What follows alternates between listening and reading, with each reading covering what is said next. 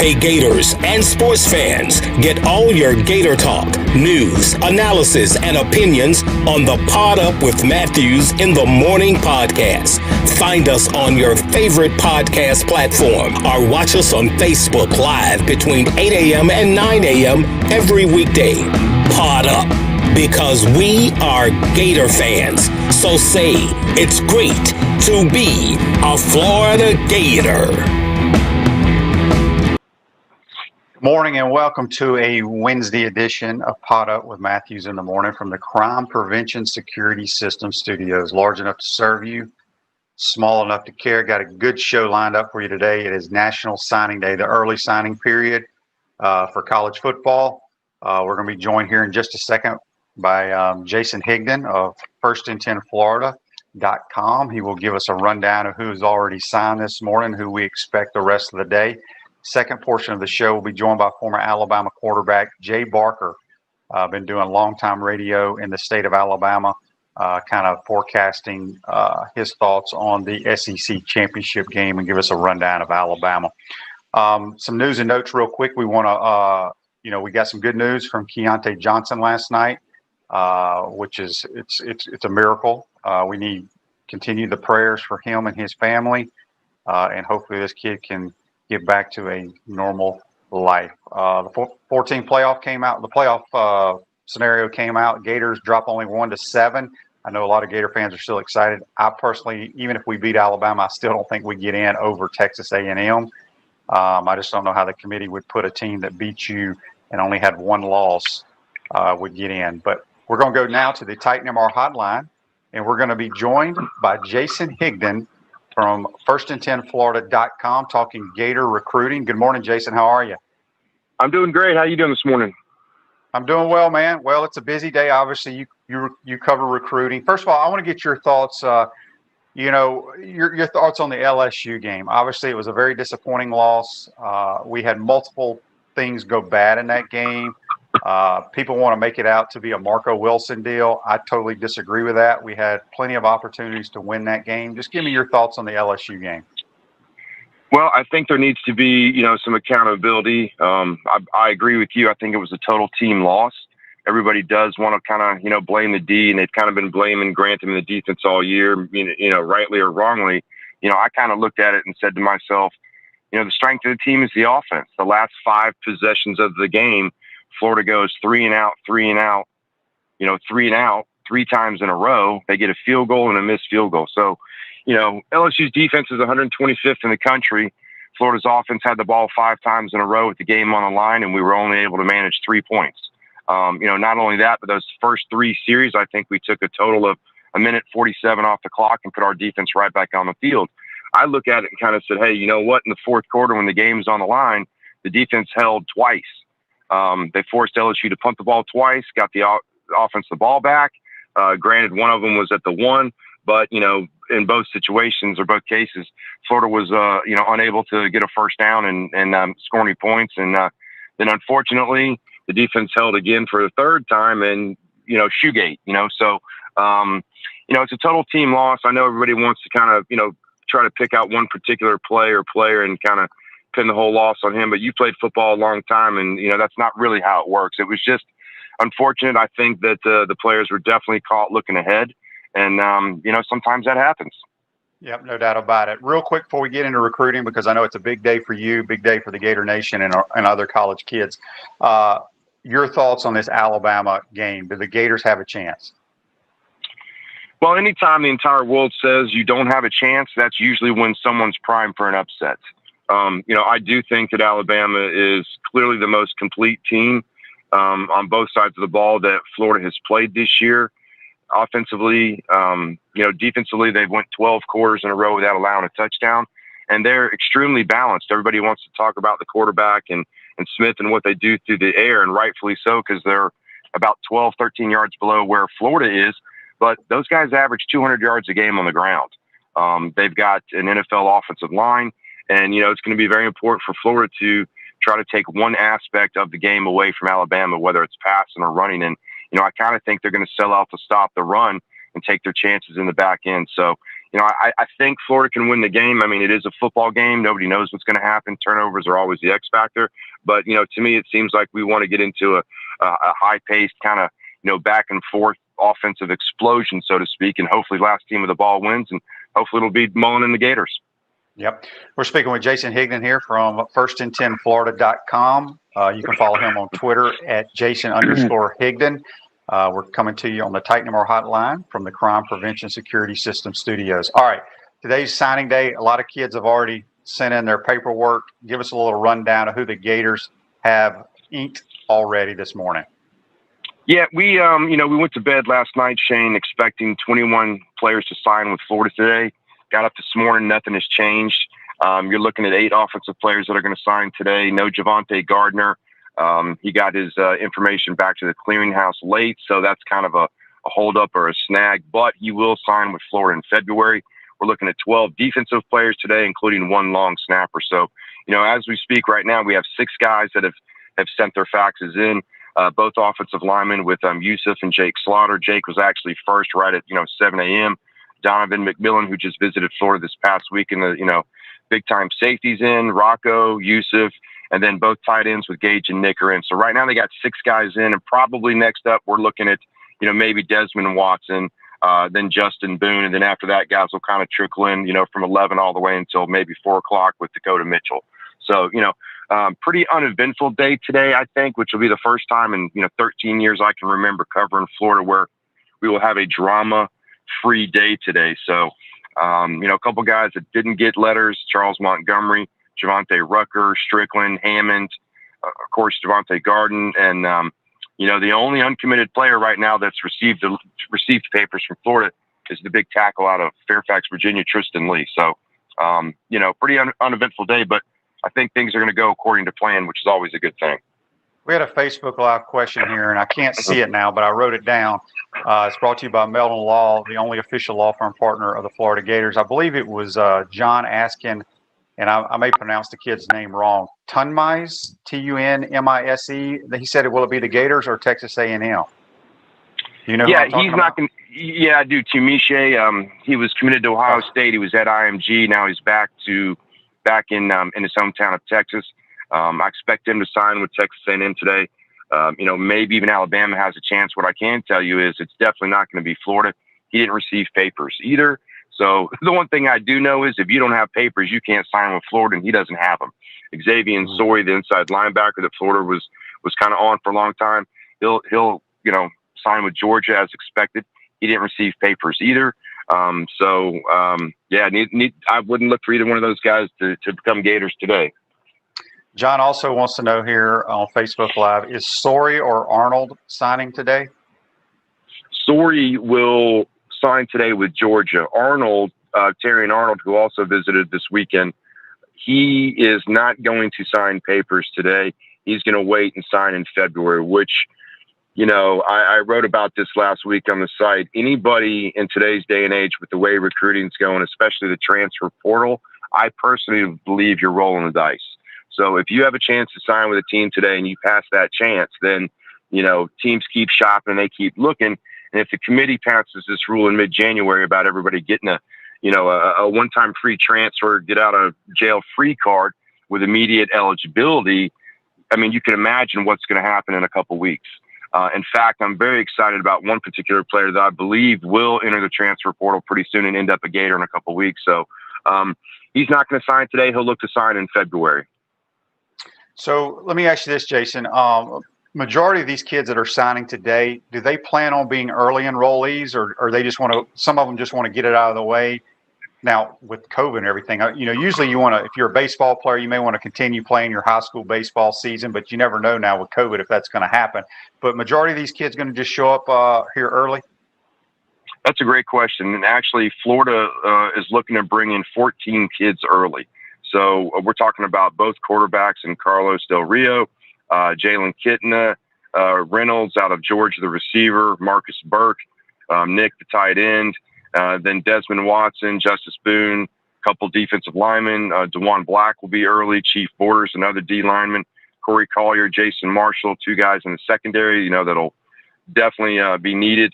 Jordan Young, another secondary player, McMillan, another secondary player. So they're going to have 4 guys in the secondary enroll early, just at that one position alone, and probably 14 guys overall.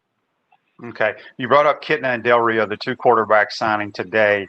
Let our fans kind of give us a thumbnail of what kind of players they are. Are they dual threat, more pocket passers?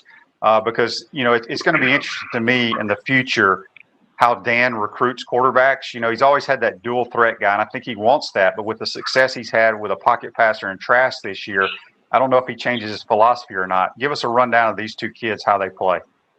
Well, they're totally different. And if you look at the quarterbacks on the roster now, we have, basically, Trask and everybody else, right? And I think Trask has opened up everyone's eyes to what Dan's offense can be through the air. However, averaging 111 yards on the ground, it kind of makes us a little bit one-dimensional. And I think they would like to have a little bit more balance. And I think they struggle running the ball a little bit just because it's kind of based off the zone read. And Trask obviously is not going to ever really keep that ball and tuck it and run. So I kind of look to see them get back to a little more of a dual threat. However, Kitna is a straight Kyle Trask type quarterback. They believe he's an NFL type quarterback one day. I love the kid. He's a big kid. He's got a strong arm. He lit it up in his division this year. So they're very excited about him. And on the other hand, you have Carlos, who's a big kid also. And he's more of a Emory Jones type of quarterback, but he's bigger. And I think he has a little bit better arm at this stage. So it'll be interesting to see kind of how that plays out. But then you fast forward to 2022, and a fantastic-looking dual-threat quarterback named Ja'Cory Brown out of Valdosta, who I think is going to ultimately end up committing to Florida and signing with Florida, even though he's 2 years away. He's a straight dual-threat guy also, and they believe he's one of the top QBs in the country. So it kind of has a feeling of the dual threat, but they want to have the passing guy also. So, and they certainly are going to accomplish both of those goals with Kitna and Carlos today. Okay, so you gave me the whole, this guy's got a strong arm, which I don't give a damn how strong his arm is. Can he throw completions, and are they accurate? That's what we need, is accuracy. Yeah, I think obviously, and if you want to just kind of pinpoint that as, the number one attribute that you're looking for in a quarterback, I definitely would lean with that guy is Kitna. I figured. Yes, I do kind of believe that. So, but it's not to say that these other guys can't kind of get to that accuracy, which, as you say, it's very important. Can they throw wide receivers open? I love watching Trask, the way he throws wide receivers open. So, I think Kitna is probably going to be that guy and have maybe a little bit of an edge as far as the passing game goes, for sure. Refresh your vehicle and your brand with the vehicle wrap from WrapSpot. December is your lucky month at WrapSpot. Mention promo code Shane and receive 13% off your vehicle wrap. We're speaking with Jason Higdon from firstand10florida.com here in the Crime Prevention Security System studios. We got another Facebook Live here. How good is DeJuan Black going to be? Heard he tore it up in JUCO. He did, and he's a very important piece for this defense next year. I expect Houston and Miller to actually be back, and, with Mahmoud already starting inside, I think that Florida's going to bring back both inside linebackers, and then you start talking about, Bernie and Hopper and Wingo, and, now we're going to throw in, Black. Okay. So, they wanted definitely to get one inside linebacker enrolled this year. They recruited Sori. They recruited Schmal. Both those guys are going to end up at Georgia. So, Black's a big piece, and I can tell you he's older, he's more mature, and he's stronger. So I wouldn't expect a guy like Sawyer or Schmal to come in and play year one, maybe not even year two. So I think Black being, 2 years older and stronger, he'll have a much better chance of coming in and making an impact on the defense as soon as he steps foot on the field. So I think Black's a really good player. I think he's got to obviously work on lower body and kind of just increasing his leg strength and things like that. But I think he's got a bright future, and I know he's somebody that has worked incredibly hard academically to get himself squared away so that he can enroll. So I'm excited about seeing him in the future. Jason, speaking of defense, I thought after I saw a couple of preseason scrimmages that parents were allowed to see, I was concerned about our defensive line. I for whatever reason, I just don't think we have a SEC caliber type defensive line. Maybe I'm just crazy, but Are we adding any quality defensive linemen in this class that can really help us next year? I think they're bringing in a very high quality group. First of all, not many people are talking about Christopher Thomas Jr. He'll be an early enrollee. He has a ceremony set for today around 2:30. I really love Desmond Watson because if Florida's going to stick with the 3-4, then obviously they need that big giant monster nose tackle, and he's about 375 pounds right now. I really like Justin Boone. He's another guy who's going to enroll early, and he's in the 6'5", 280 range right now, strong side D end. So, those guys coupled with Tyreek Sapp down in St. Thomas, who I think the world of. I think he's fantastic. And then you have Bryce Langston, and, Bryce still has some work to do in the classroom, but if he can get his stuff squared away off the field, I think you're bringing in a really great group overall. Now, again, if Langston doesn't qualify and he doesn't make it in, and Sapp doesn't qualify and he doesn't make it in, well, then you're talking about, Thomas, Watson, and Boone, which is still high quality, but that's only 3 guys, and they really need 5 guys. So I think they'll get all 5 of those guys in, and I think out of necessity, they're going to have to play next year. I mean, you might see a defensive line next year of, Dunlap and Jalen Lee inside. We kind of know what Dunlap is. Lee didn't really scratch the surface of his potential. He didn't really play much, but I like what he brings to the table. And then Dexter's probably playing one of the DN spots with Princely. So I think they're going to have guys that have a lot of talent, but it's very concerning because us as fans or whatever, we haven't really seen it. So we don't really know what we're going to get, but from things I've heard from, coaches and players, those guys bring a lot to the table. I think they're young, but I think they're very talented. So it'll be exciting and scary, kind of all rolled up in one. Yeah. Are we signing a long snapper? We are. We are signing a long snapper. His name is Rocco Underwood. And I know a lot of people are like, oh my God, how are we giving a scholarship to a long snapper, a guy that's going to, only be used 4 or 5 times a game or whatever. And the answer that I will tell you is Florida believes absolutely that this guy is the best in America at what he does. And this guy had opportunities to go to other schools, and he was offered scholarships. So, the whole, hey, let's get you to walk on. Hey, let's get you to, maybe next year we get you some money for scholarship. That wasn't going to fly with him. So I'm no long snapper expert, Shane. So I can't really tell you what makes a great long snapper over another guy. I just know that they believe this guy is the best in America at what he does, and they desperately wanted him to be a part of this team.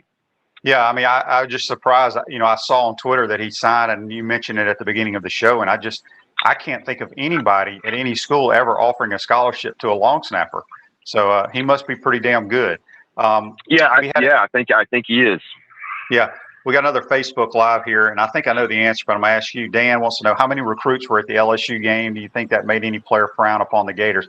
If a recruit came, he had to come on his own, right? Because they can't host recruits right now. Is that correct? That's correct. So obviously, Florida can't stop anybody from coming to a football game and coming inside the stadium. So anybody that was there, which was roughly about over 20 recruits, those guys paid for everything on their own. They came on their own. They didn't have any interaction with anybody associated with the University of Florida or anybody that, works for Florida or anything like that. So it was those guys basically like, me picking you up at 8 a.m. for a noon game and you and I driving up to the swamp. That's basically what happened. So there was a lot of kids there. I don't really think kids ever pick a school based off, one win or one loss, so to speak. And if they do, that means they're making, a snap emotional judgment, and probably not a kid that's going to work out for you in the long run anyway. So, some of those guys that were there going in, we already knew not only were they, not going to get papers, obviously, which means they weren't going to sign with Florida. I just don't think those kids knew about it at that time. So, but, there were some young guys there too. Sam McCall, who's committed to Florida, who's fantastic in 22, and Jaheim Singletary and Javonte McClendon, and of course, Ja'Cory Brown, who I think is probably going to end up being maybe the top overall recruit for next year's class, along with Sam McCall. So there was a lot of good that came out of it also. Nobody really likes to watch a loss. So, that just kind of is what it is. But relationships, location, and playing time for me in that order, 1, 2, 3, are always going to be the top 3 factors of any kid making a decision. And I don't care what they say publicly. That's what it is. Location, relationships, playing time. Yep, I agree. We got a text here on the Titan Tomorrow text line. It comes from Jack. He wants to know, where do you think this Gator class will rank? That's a question that I really can't answer. I don't get caught up in rankings. I don't follow the rankings. I want to see, a couple things. Number one, are they going to meet their needs? And if they meet their needs, then I'm good with it. I'm not going to second guess Mullen or Hevesy or Grantham on players that they take. Those guys make, hundreds of thousands of dollars to evaluate kids. No one's paying me hundreds of thousands of dollars to evaluate kids. So, if they want to, though, I will. Don't get me wrong. But, I think they're going to meet their needs. Kind of Tristan Lee for me could be the key. He could really be the cherry on top, and he was there with his entire family this weekend. So I think Florida really has a chance with him. It's down to OU, Clemson, and Florida. And, when you look at the depth chart and you look at what OU signed last year with 4 offensive tackles, and I think Clemson signed 2 this class and a couple last year, Florida looks very attractive. And it looked like LSU was going to be the team for Lee. And, I think with some of the unfortunate things that have happened away from the football field and Baton Rouge, that's no longer an option for them, which, they left the door cracked open and kind of Florida walked right through it. So we'll see what happens with that. But I believe, you add a Tristan Lee, you make sure Sapp and Langston get in school, and Florida's done a fantastic job of meeting their needs with, 10 guys or adding 10 guys on the line of scrimmage. And don't forget, we haven't even seen who's available yet in the portal. We don't know really who they're going to add. So if you're adding 5 D linemen, 4 offensive linemen, all high school players, and then you grab a D tackle in the portal and you grab maybe 1 offensive lineman in the portal, now you're talking about 11 guys on the line of scrimmage that you just brought in to be a part of your football program. So I believe, games are won and lost on the line of scrimmage. That's where they need to focus on. They are. Now we just got to kind of see if things come to fruition and they work out the way they believe they will. I think they will. Yeah. So speaking of the portal, they've done a great job in the transfer portal, and I do think they will get some guys this year. But with kids having the opportunity for this year not even to count, how are they going to manage the scholarships? I mean, I don't know how many. So you're giving out, 25 this year on top of, let's just say everybody came back. So you're looking at, 110 kids on scholarship. Are they required to sit down little Jimmy and say, hey, buddy, you may need to go look elsewhere. We're going to take your scholarship. Is that going to happen at all? Well, any COVID senior is going to be able and eligible to return. So I don't know. I'm not a lawyer. I don't know exactly how that is going to work, but I don't believe any school could tell a COVID senior that you can't come back. Okay. Because I believe legally they're all going to be allowed to come back if they want to. However, they can have the tough conversation, the exit meetings where they say, hey, yes, you can come back, but you're not going to be playing much. So if you want an opportunity to play, this is your one-time, chance to be able to transfer and have immediate eligibility to go play somewhere else if you want. Some kids might just want to be on a team and finish getting their degree from the University of Florida. I don't know.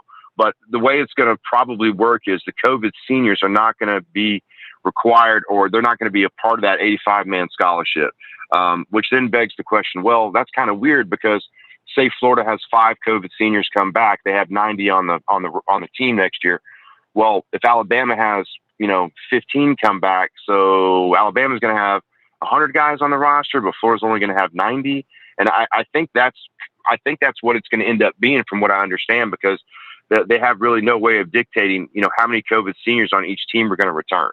I mean, would they cut it off and say only 10 can return from each team? Well, what about the 11th and 12th guy? I mean, you'd have a lawsuit, from Atlanta to Gainesville. So I think it's just going to be a one-time kind of wacky deal where you might have 100 guys on the roster with one team and 96 on another team until we get through and past this situation. Yeah, it's going to be interesting. Last thing for you, Jason. We got a text here. Daryl says, could you ask Jason, are there any weaknesses on the Alabama football team? I think it would be in the secondary. If if I was trying to pick something, people want to keep pointing back to the Ole Miss game and saying, "Oh my God, look what Lane Kiffin did, and look how many points Ole Miss scored." Well, no one's done that since. So I didn't go break down the film of the Ole Miss Alabama game. I watched it, and I was just kind of mesmerized at watching both schools go up and down the field. I think if Trask gets time, which is going to be the key, and obviously if Pitts is healthy, he practiced, early in a non-contact jersey, but at least he was out there. if he's healthy and he plays, that really changes, Florida's offense. They struggled inside the red zone without Pitts on the field. If he's on the field and Trask gets time, I believe they're going to have some success and they can score around 30, 35 points on Alabama. The question really is, can the defense hold Alabama under 35? Yeah, I don't think so. Well, Jason, let everybody know where they can check out your work. Yeah, man, firstand10florida.com. We're getting ready to open up chat. I'll be in chat all day till the last letter comes in, answering anybody's questions or addressing any comments or concerns. And, this weekend for 48 hours from Friday to Sunday, I'm going to tweet out a promo code that's going to give any non-member free 7-day access to the site to come check it out and kind of see what all the fuss is about. So hopefully we'll get a lot of new guys come and check it out. And yeah, man, we're there all day today. Good stuff, buddy. Appreciate you taking the time to join us. We'll talk to you, I guess, later in the year. Be safe and enjoy the game this weekend. You too, man. Thank you as always. Yep, that's Jason Higdon from firstand10florida.com joining the program. We're going to take our first time out. When we come back, we'll be joined by Alabama National Championship quarterback Jay Barker. You're watching and listening to Pod Up with Matthews in the Morning from the Crime Prevention Security System Studios. This is Shane Matthews. Thank you for listening to Pod Up with Matthews in the Morning. You can also check me out on Inside the Huddle with Steve Russell and the head ball coach Steve Spurrier. Tune in every Tuesday during football season on WRUF 98.1 FM, 8:50 a.m. at 10 o'clock in the morning, or find us on your favorite podcast platform. We want to take this moment to thank all our sponsors who keep the show going and pay the bills. Our Gridiron sponsors are Crime Prevention Security Systems, large enough to serve you, small enough to care. Titan MRI, Gainesville's only locally owned and operated MRI facility. Meldon Law, where you matter most. Peachland Dental, Gator Nation's first choice for dentistry in Port Charlotte. Comfort Temp, comfort is our business, peace of mind is our promise. Celebration Point Town Center, Center State Bank, Chris Doring Mortgage. Some of our touchdown sponsors are Campus USA Credit Union, Adams Ribs, Doreen Wiebe Realtor, Caldwell Banker MM Parrish, Gator Dominoes, Celebrate Primary Care, Davis Gainesville Chevrolet, Miapa Latin Cafe, Rap Spot, Okido America, Gators Dockside, Radware for all your promotional needs, Style Cuts, Ironwood Golf Course, TB Financial, Meadowbrook Golf Course, Dar Shakow Insurance. If you are interested in promoting your business on the show, you can visit our website, podupwithshane.com, and click the Advertise button or call Freddie at 352-284-3733. Again, thank you for all the great businesses that support the show. Please remember, if you like what we are doing here, thank our sponsors and support the businesses that support us. Welcome back to Pod Up with Matthews in the Morning from the Crime Prevention Security System Studios, large enough to serve you, small enough to care. We're now going to go to the Titan MR hotline and head to the state of Alabama. We're joined by former Alabama quarterback, national champion Jay Barker. Good morning, Jay. How are you, man? Shane, what's happening, my man? How you been? You enjoying that warm Florida weather? Because it's chill. I'm actually in Nashville, so it's about 10 degrees cooler than Birmingham. Yeah. Okay. Yeah, it's warm down here. We've had a cold spell every now and then, but pretty good weather down here. Let's jump right into it. Alabama's had another phenomenal year. Honestly, I think this is the best Alabama offense I've seen ever. Let's talk about, let's start on the offensive side of the ball. The year Mac Jones has been incredible. He's got great playmakers around him. Just your thoughts on the offense. Yeah, great playmakers. If you're going to play in a Saban offense, you're going to get players around you. He's a great recruiter, so he's got great weapons. Even though he lost Jerry Jeudy and Ruggs to the first round last year at wide receiver, lost Waddle first play of the Tennessee game and the kickoff return. So the thing that's impressed me the most about Mac, though, this year, Mac Jones and this offense, is his accuracy. And even last week when we saw kind of what the approach was going to be to how do we slow them down. And I thought Odom did a really good job, coach from Arkansas, and saying, look, we're going to give you everything underneath and you're not going to hit anything deep. So they played a lot of cloud coverage over the top, and Mac just took what he got, and 24 for 29, over 200 yards, no touchdowns, didn't have the big plays down the field, but they were able to run the ball. And Najee's been so effective in that area. Shane, when you look at that offensive line, they average about 230. It's crazy, the size of that line, and they're all athletic. They can all move around. So I think that you get the protection, you get the run game, explosiveness down the field. I think all that adds up to an explosive offense and a lot of big numbers we've seen these guys put up this year. You've been around the SEC a long time, watched a lot of ball played in the league. Devontae Smith, best receiver you've ever seen? Well, I'll tell you this. My son Braxton, like Luke, is at Alabama, and he's in the meeting rooms. He's around all his players. When he got there, he said, Dad, this Devontae Smith guy is phenomenal. He said he works harder than anybody else. He runs great routes. He is a leader in the locker room. He's very competitive. He's always on the wide receivers, to do better, to run harder, to compete against the DBs. He said he's going to be special. And you saw in a 2nd and 26 against Georgia. That was Devontae from, Tua made a great throw, but he's the one that it just finds a way to get open. He's a guy that can go up and catch the ball, can make any kind of quarterback look good from any kind of throw he makes. But at the same time, I think the time that he spent with Mac, whether it been on doing scout team work and other things, when those guys came in, I think really has helped them as far as their chemistry. And a lot of people thought he could go out last year to the NFL draft. He decided not to and came back. And I really think it's paid off big time for him as far as not only dollars, his draft status, but also the records that he's breaking. And probably he would have broken more if they had more games this year than what they had. Yeah, he's a little bit better than Doring, and he just broke Doring's record for touchdowns. I say he's a little bit more athletic than you, Doring. And Doring was so good. Y'all's offense, man. Coach Spurrier put it up, and it was the fun and gun back in the day, and you were the guy that started all that. And I'll never forget going down to Florida. You guys beat us 35-7, I think it was, and that ball was just in the air. I was just sitting there just watching it from the sideline, going, "My gosh, I've never seen the ball being thrown like this." And you had probably one of your best nights. Well, I say that, but you had an unbelievable career and broke all types of records. So I think that was one of many great nights for you. But yeah, this offense has been fun to watch. I mean, Alabama fans, we're not used to seeing this style. And even under Coach Saban, I'll never forget the press conference. Said, "Hey, if this is how we're going to play, all right, I got it now. So this is how we're going to play. Just want to make sure." And everybody, he's kind of telling the media and everybody else that. From there, he went out and changed his defense, changed his offense, and said, "We're going to spread it out. We're going to do some of the same things. We're going to run RPOs. We're going to get the substitution rule changed up just a bit, so it gives us a little more time to get guys in and make those changes." But this offense has been a lot of fun to watch. And Sark has done a great job. As you know, a play caller, it's tough. I mean, you got to know how to play call it for your quarterback to get lathered up, for them to feel confident, and also know what your playmakers can do on the outside. Jalen Waddle, I hear he's out of his boot. Any chance he plays Saturday? I don't think. I mean, I would be very surprised if he played. One is, why take a chance on getting hurt again that quickly? Is really back to full speed. They get great chemistry. They're putting up great numbers. Does that change up the offense a little bit? Do they feel like they've got to get in the ball more?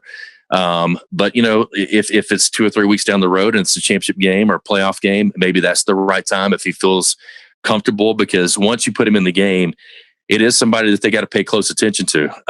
But I just don't know where he's at. I saw yesterday the boot was off, or maybe 2 days ago when they were shooting video of him and say, he's back. I can't imagine. I mean, do you think he'll be back?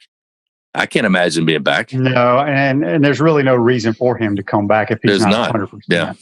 No reason. We're speaking with Jay Barker on the Titan MR Hotline from the Crime Prevention Security System Studios. Defensively, early in the year, and obviously, I think when you face Ole Miss initially, they put up a bunch of yards on you. They did that against Alabama. They did it against Florida. But it looks like this Alabama defense has started to become a Alabama defense here the last couple of weeks. Have they made a lot of improvements in your eyes? Yeah, since the Georgia halftime, there was a talk that went on, and Braxton told me about this. Said, look, we came in, and so that Georgia game leading up, you got to remember Coach Saban wasn't going to be coaching. They weren't sure if he would get the 3 negative tests that he needed to get back to coaching and back on the field. So all that was up in the air. They got surprised that morning. Hey, he was negative again. He's back.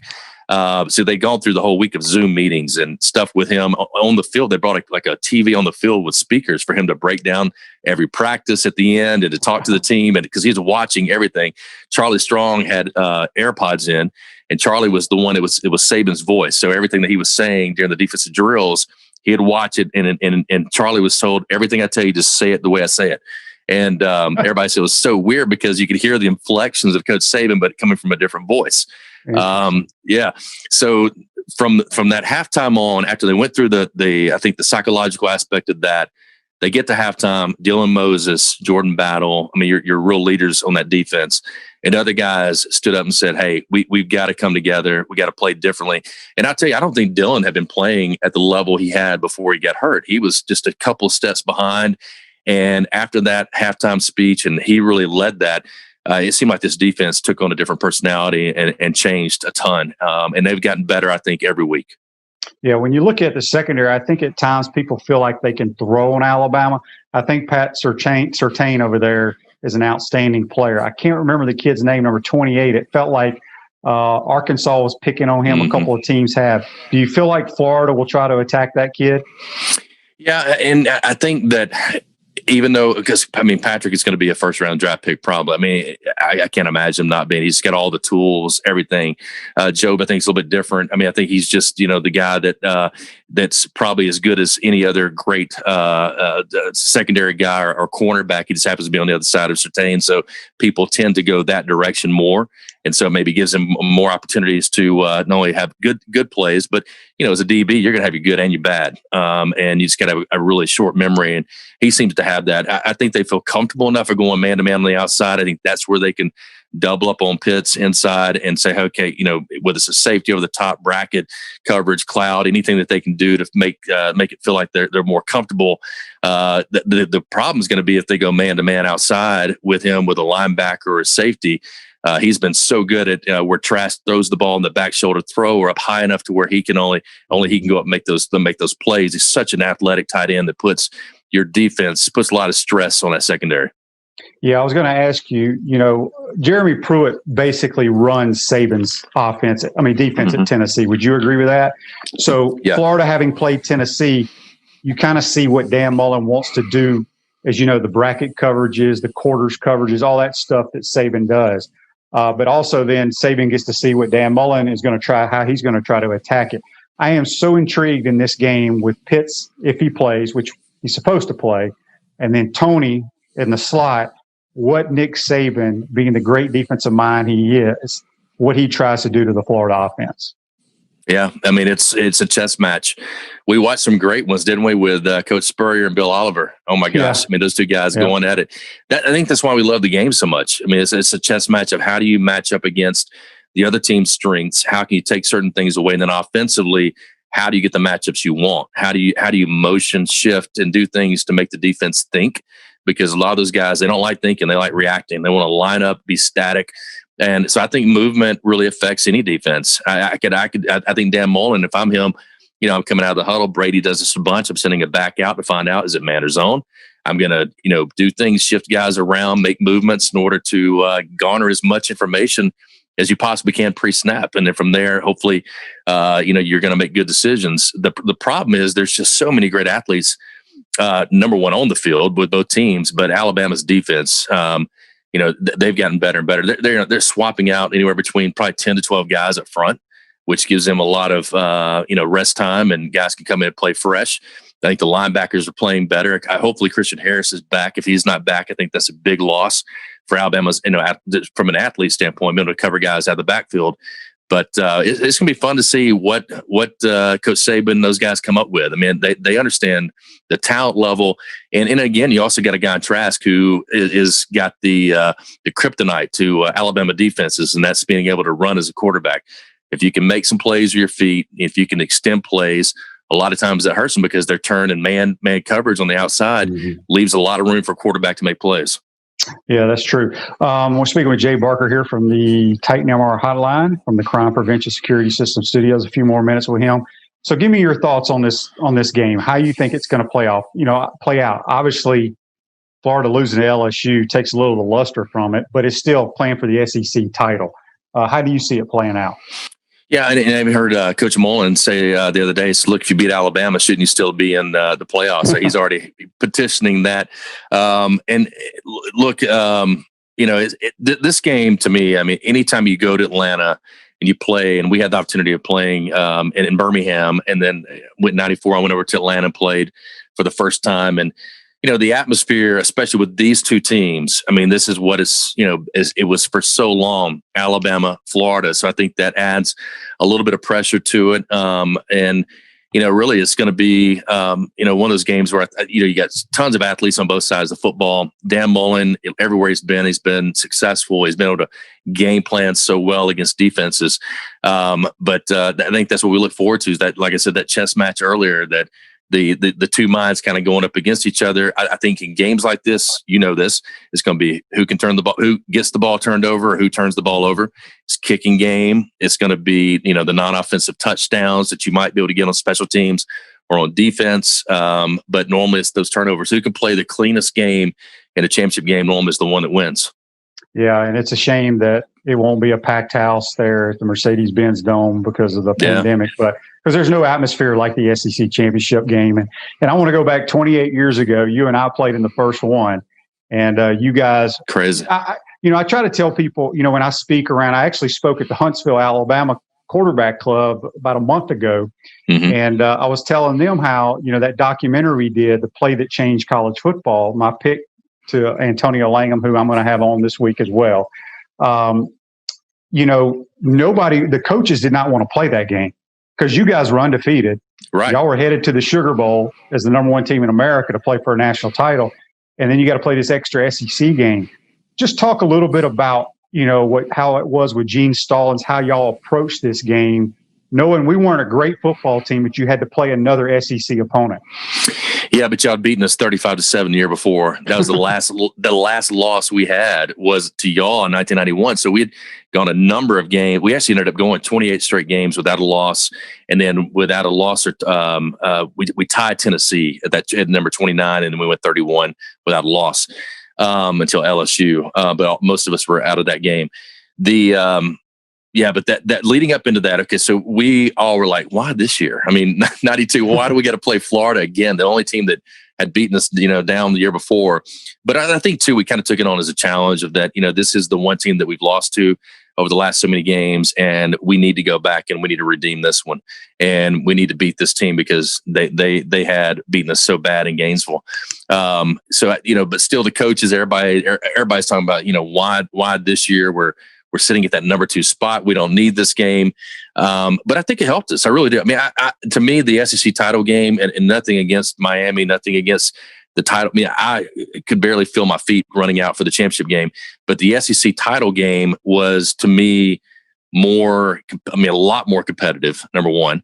And we just on film watching, we knew we were going to be able to dominate the run game. We just knew they were soft up front. It seemed like, I'm talking trash now, 28 years later, but we didn't talk it then. They were the ones talking a lot of trash.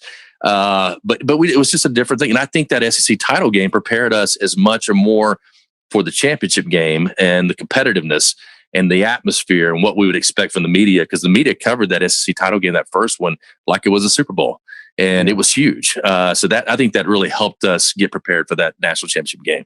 Yeah. Last couple of things here. You and I both have sons that are quarterbacks at our alma maters, and my son's a redshirt freshman years, I believe, is a redshirt sophomore. Redshirt sophomore. Yeah. So I'm hoping when my son is like a junior and we're blowing out somebody, he can get in there and Mullen will let him throw a post route. You ever walked up to Saban and said, "Look, man, before my son's a senior, we got to get him a few plays there in Tuscaloosa"? No, I would never do that with Coach Saban. That would be the worst thing I could do for Braxton. He'd be like, "Who is this guy? Get him out of here." But Braxton is absolutely, and I'm sure Luke has too, loves the competition, loves the process. He loves. I mean, he's going to graduate this May, so in 3 years, and then he wants to come back, and he has a chance at that point to transfer or do other things that he might want to do. He said right now his mindset is, I want to go back. I want to have a full year again. Get it back anyway. So why not go back and enjoy and the fans back in the stands? I mean, he grew up around it like Luke did it with you and going to the Gator games. And my other son, Harrison, he took a different path. He said, "Hey, I want to go somewhere where I can compete like right away." So he went to UAB. He's there now with Coach Clark. They're playing for the championship this weekend. So I got two, one an SEC title and one a Conference USA title on Friday against Marshall. And then my daughter's at Georgia. She's a basketball player. She was actually, I knew that. Yeah. She was SEC Freshman of the Week 1. So she was excited about that and really had a great start as a freshman. Her and her twin brother kind of getting a taste of college with COVID-19 has not been the same as what we had when we first got to college. It's unbelievable what these student athletes have to go through. It's crazy. So how does he Sark? I don't know if you know him real well. Do you think he hangs around there? I think he's done a tremendous job scheming. But how does your son like playing for him?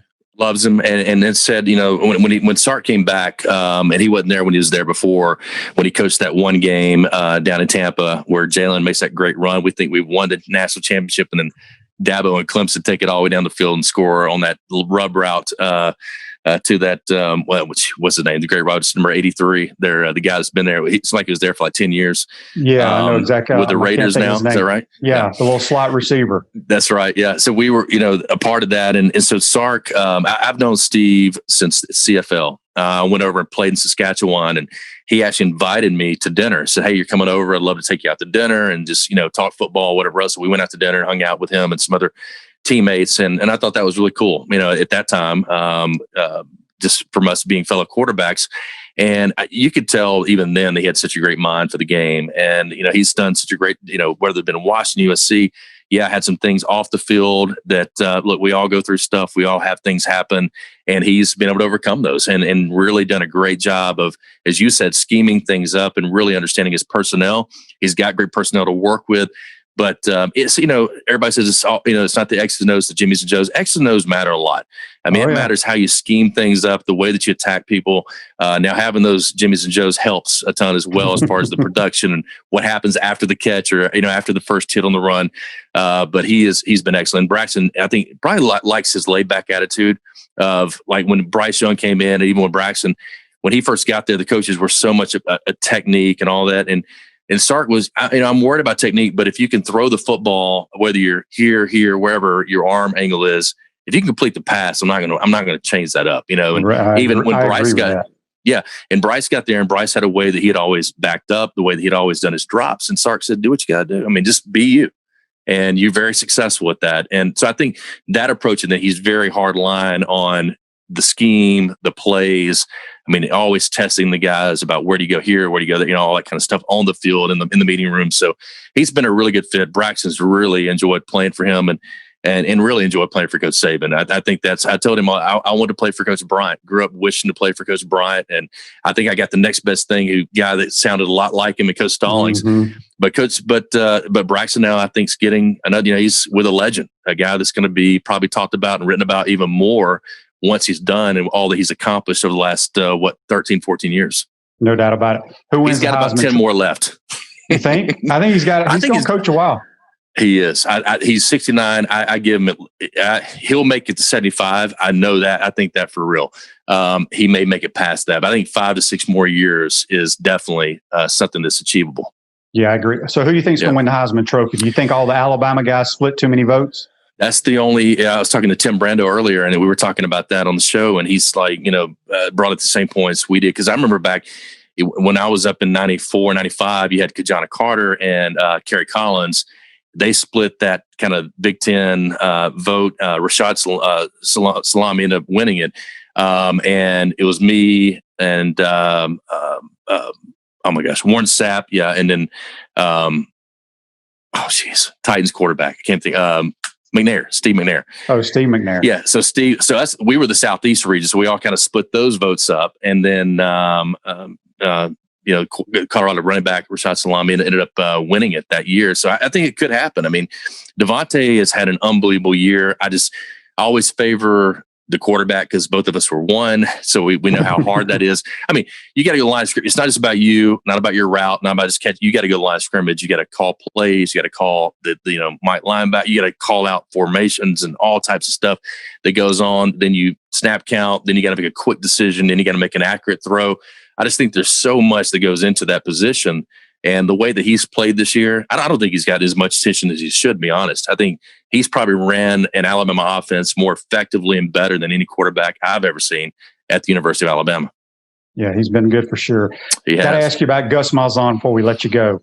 Were you surprised they got rid of Gus? And, I mean, gosh, is it basically because they can't beat Alabama? And I think Auburn's had 4 losses the last 7 years, but were you surprised they got rid of him?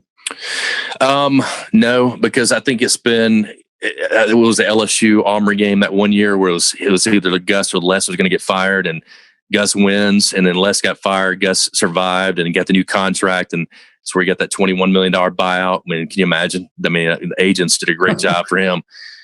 I'm like, hire me and fire me right away. I mean, that's take that $10.5 million, what they call it, the poison pill clause. But I think for Gus, everybody began to figure him out pretty quickly. He had a great run with a great player in Cam Newton. He was able to take a guy that played corner and Nick Marshall and made him into a great quarterback because of his running ability. The NASCAR was new to the SEC. And then you saw some of the changes happening where they're allowing the defense now to substitute guys in and out and slow things down just a bit.